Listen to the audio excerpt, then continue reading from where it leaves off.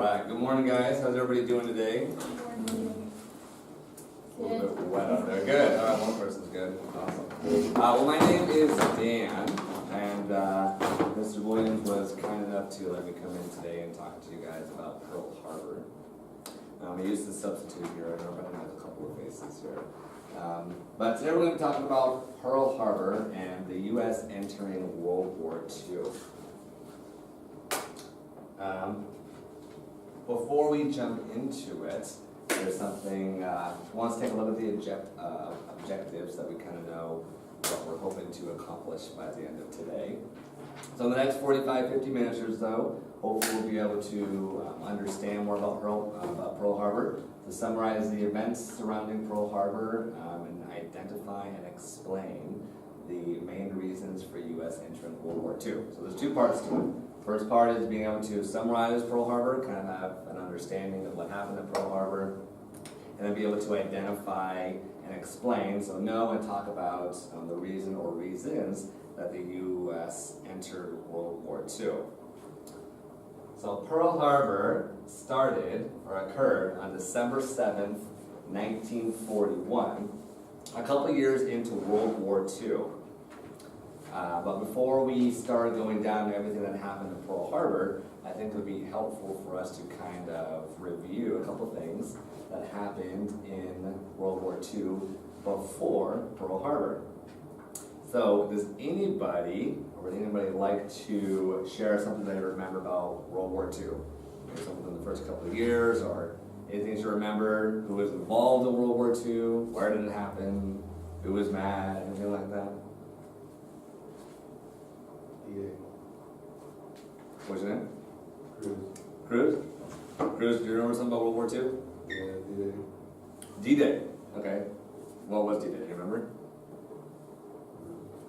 Okay, that's okay. So that happened a little bit afterward, but that's when the Allies landed, invaded France to try and fight the Nazi forces, right? But yeah, D-Day is a big event in World War II. You're going to learn about that in a little bit Trying to later. take back Berlin. Yeah, so they're trying to take back, all of France and start pushing the Nazis back to Germany and retake land for the Allied forces. So that's D-Day. That happened a little bit later. Do you remember when World War II started? Does anyone know? What was that? You don't know? Okay, that's okay. So I'm going to put up a couple of quick points for us to kind of catch us up to Pearl Harbor. So Germany invaded Poland on September 1st, 1939. That is what started World War II. Right after that, France, Great Britain, and the Soviet Union declared war on Germany. Germany invaded a lot of Europe using blitzkrieg tactics. Has anybody heard of the word blitzkrieg before? Does anybody think they can explain what that is? Lightning war. You basically took a bunch of tanks, smashed them through a hole, and circled them. Perfect, yeah. It means lightning war in German, right? They would attack with surprise and with a massive force to overwhelm their opponents. So that's what Germany did in much of Europe in order to conquer so much territory. Italy enters the war siding with Germany in 1940. Germany and Italy already had an alliance going before World War II. And so after the war started, it's not surprising that Italy joined forces with Germany. Germany commences airstrikes on Great Britain.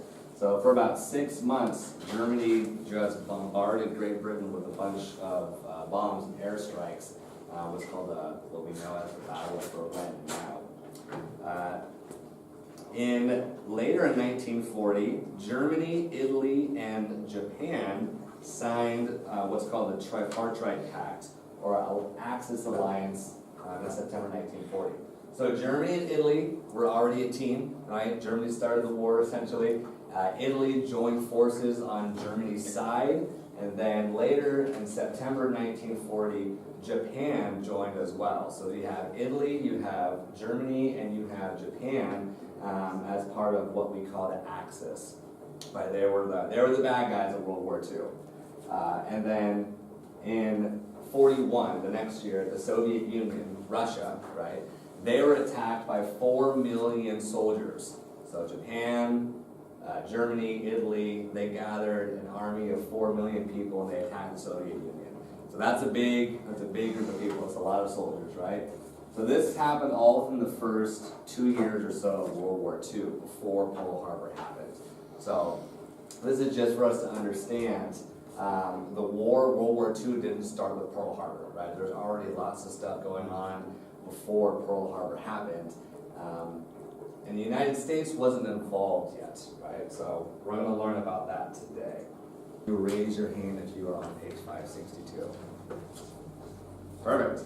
So I'm going to start with the first paragraph, and then we could go around the room, everybody take a paragraph. It should only take a couple of minutes, and then we'll continue on. So we're going to start, what was your name again? Bakeslade? Okay, so would you mind going after me? All right, America embargoes Japan. Okay. So, you're gonna have to write this down if you don't want to, because we're going to cover this again. I just made a quick summary of what we just read, okay? So the U.S. wanted to remain isolated from the war. The United States did not want to get entangled in another world war that they considered to be Europe's problem, right? They did not want to go to war. The U.S. stopped or limited the selling of what they called strategic materials to Japan, right? Those would be materials that the Empire of Japan would need in order to fight war. Oil, steel, armaments, things like that. They froze Japanese assets in the United States. Does anybody know what that means? They pour a bunch of liquid nitrogen on it and make it turn really cold? No. No. They just stop selling animals. And they wouldn't let Japan operate in the United States, right? So if they owned companies here, if they had investments here, anything like that, the Japanese couldn't get into it anymore. They lent war materials to China in the hopes to defeat Japan. And that actually, the book didn't say this, but that's actually what caused Japan to join with Germany and Italy. And then Japan planned to seize natural resources because they weren't getting them anymore, and attack Pearl Harbor to prevent the U.S. from getting in the way. And then Pearl Harbor was attacked on December 7th, 1941. And at the same time, we started to put restrictions on Japan. You want to remind us again some of the things that the United States did to Japan? Yes? Yes, we stopped selling them scrap metal and oil. Anything else? Yes? Froze our assets, yes. That's a funny thing is that once we did that, Great Britain and the Dutch East Indies did the same thing. So they saw that the United States wasn't giving Japan any oil or any goods, and so they started to do the same thing. It was kind of like a triple whammy. So the oil embargo placed on Japan with other minerals meant that Japan lost 75% of its trade. So 3/4 of the money that Japan was getting for trading with other countries was all of a sudden cut off. And 90% of its oil was cut off as well. So Japan was going to run out of oil within 2 years if they didn't think about something quick. So that kind of provides a little extra context of why they were freaking out. Does anybody here own a car? Or drive a car? Anybody drive a car? Those who don't, you have a cell phone? You have a cell phone? Okay. So those of you who have a car, what do you have to put inside the car to make it go? Yeah. Gas, right? So let's say somebody's really nice, they've been giving you $100 a month to put inside your car, right? It's a couple of tanks of gas, this may not be everything, but it's pretty nice, right? And then all of a sudden, they stop giving you $100 and start giving you $10. Can you get around as much as you were before? No. No, right? Not nearly as much. For those of you who have cell phones, I don't know if you know this, but back in the day, we didn't have these things of unlimited plans, right? You had to buy your minutes, you had to buy your text messages, so you had to say, I'm going to get 400 text messages for this month, and I'm going to make, whatever, 250 minutes of phone calls, and if you went over that, you had to pay extra, right? Does everybody have a plan like that anymore, or is it all unlimited? Used to, right, back in the day, but it's unlimited now, right? Almost every plan is unlimited. Well, how would you feel if AT&T or Verizon or Metro or whoever it is that you have for your cell phone sends you a text message and says, hey, I know you've been having unlimited minutes and unlimited text messages, but starting next month, you only get 100 text messages. And then after that, your phone's going to stop working. How would that make you feel? Would it make you feel happy? No. No, it would make you feel happy, right? So this is what Japan is feeling. Japan's having all of this oil coming from the United States, all of these goods coming from the United States, Great Britain, other countries, and then all of a sudden, it's all cut off. And so Japan is pretty mad. In fact, they hate the United States. Not just because we're cutting off our oil and other supplies that we've been giving them, but we're helping China rather at the same time. So we're helping their enemy, and we're trying to prevent them from doing anything. But to give some context, nobody really thought Japan was going to attack Hawaii. Washington, D.C., even though they knew that Japan was going to attack, they didn't really think that they were going to attack Hawaii. Because here's Hawaii right here, and there's Japan over there. The map isn't the size, but the distance between Hawaii and Japan, you can fit the United States 1.5 times in the ocean between Japan and Hawaii. So it's almost 4,000 miles, okay? So it's not just like, oh, here to Willits, Japan to Hawaii, they're pretty close by. It's a long distance away. So nobody really thought that Japan was going to attack Hawaii because they're that far away. There's hardly any planes that can make it that far. So they didn't really think there was much of a threat. Problem was, the Japanese fleet wasn't in Japan. It was right there. It was 300 miles off the north coast of Hawaii, not 4,000 miles away in Japan. So, remember how I said that they put all of the ships into the harbor because they thought that was going to be the safe place to go? Well, it turned out that they just set up a bunch of bowling pins for the bowling ball, right? The ships were all lined up next to each other in nice, pretty rows. So were the planes on the airstrip nearby. And so at 7:55 on Sunday morning, so just before 8 o'clock on Sunday morning, all the planes that they had seen on the radar showed up. And they weren't the B-17s that they thought were going to show up. It was a bunch of Japanese bombers that started dropping torpedoes and bombs on the airstrip and also on the naval fleet in the harbor. Over 30 ships were damaged or sunk, as we just read in your textbook. 200 planes were destroyed. Over 2,000 Americans were killed, and almost 1,200 more were wounded. So it was a pretty big event. I mean, it was a pretty tragic event. You guys, what year were you born? 02. So you weren't alive when September 11 occurred. September 11, 2001, but that's the closest thing that we could relate to that. It was all of a sudden waking up. I remember it was like in 5th grade. I woke up to the TV screen, and all you saw was smoke billowing out of the World Trade Center, and you could see another plane smash right into it on live TV. The most eeriest thing I've yet to experience. That doesn't even compare. Well, it's pretty close. But it doesn't even compare to this, because this was the first time that the United States had been attacked on its own soil to this magnitude. The USS Arizona, which is actually on the left there, was full of torpedoes. It had a bunch of torpedoes inside the ship. So when one of the Japanese torpedoes hit it, boom, it exploded. The USS Oklahoma, which is this guy right there, was hit 4 times within a couple of minutes, and it blew out the side and caused the ship to flip over. So that's why you can see the propeller sticking out of the water there. That was one of the reasons why there were so many people dead, is because the attack was so fast, they didn't know it was coming, and a lot of people drowned. A lot of people were trapped inside of these ships, and unfortunately had a very tragic end. FDR's speech is known as the infamy speech. It's one of the most famous speeches in the United States history. We're going to watch a clip of it in just a couple of minutes here. And as we do, I want you to listen to how he talks and what he says about the incident, because the words that he chooses are very critical. And I'd like you to write down a couple of things that stand out to you as we watch this couple-minute clip. It's hard for us to kind of fully imagine the impact of Pearl Harbor because we're so many years removed from the incidents now.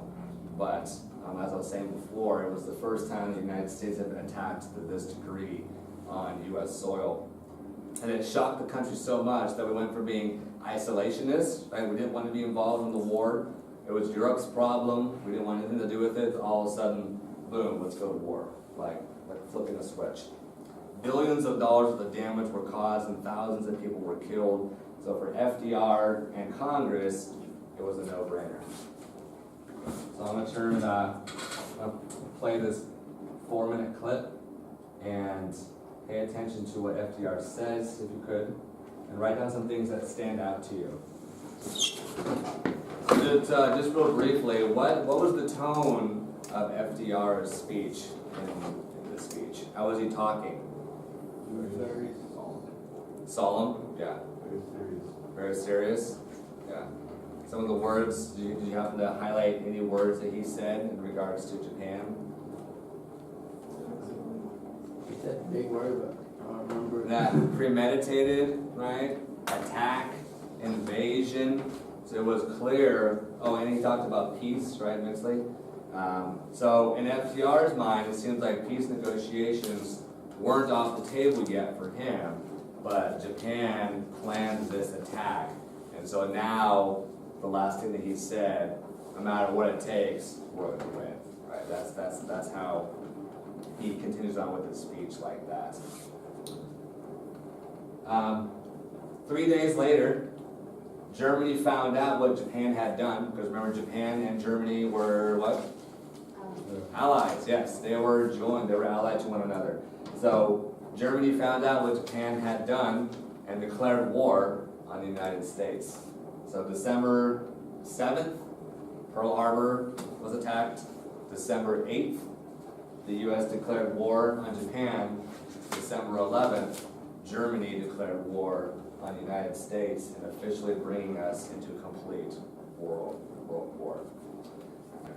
That's kind of a brief overview of Pearl Harbor. We don't have all the time to go into every minute detail, but that kind of gives us an overview of what happened.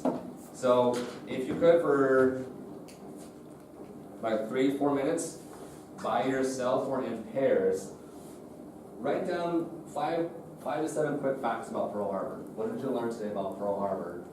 Why did America enter World War II? And if you were FDR, would you have done the same thing? Would you have gone to war against Japan? Or would you just, would you have decided to take another route? So take 3-4 minutes either by yourself or with somebody else and answer these things, and then we'll come back for a quick minute and share out loud. Okay, anyone want to volunteer some of the facts, 1 or 2 facts that I wrote down with Pearl Harbor? Yes.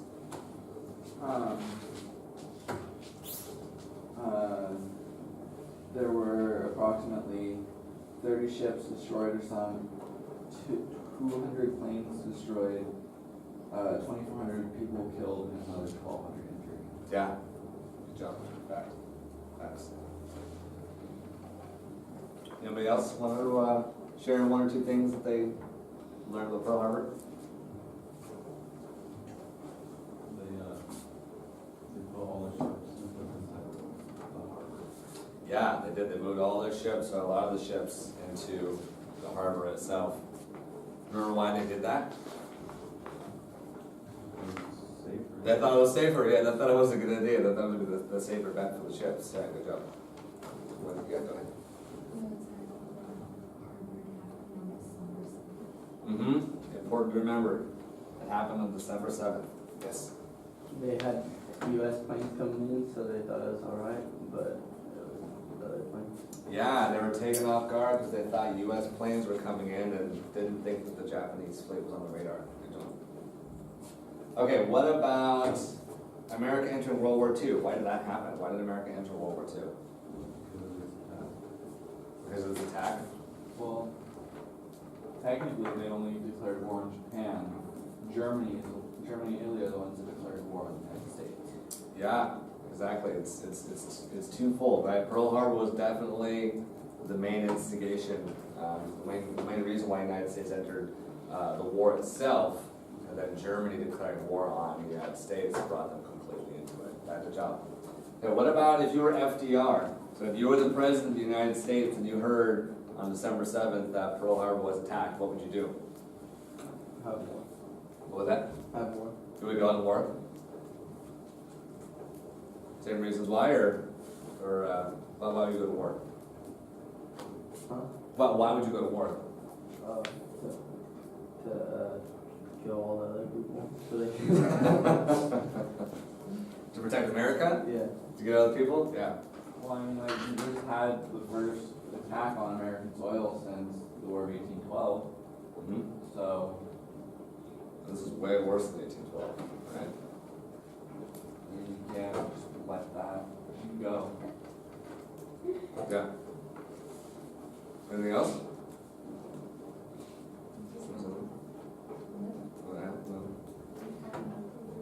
What was that? They just had enough. Yep. Japan had enough. United States had enough. It was time. Alright guys. That is the introduction to Pearl Harbor.